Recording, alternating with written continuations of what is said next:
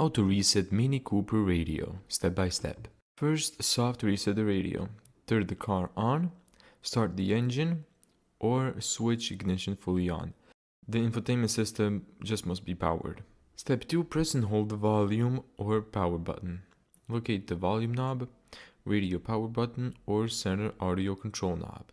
Then press and hold it, and keep holding it for about 20, sometimes 30 to 70 seconds on newer models.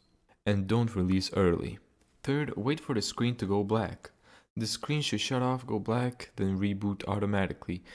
You're gonna see a mini logo, maybe a startup animation, and a loading screen. Once the screen restarts, the reset is complete. And that's how to reset the Mini Cooper radio. Thank you so much for watching this video.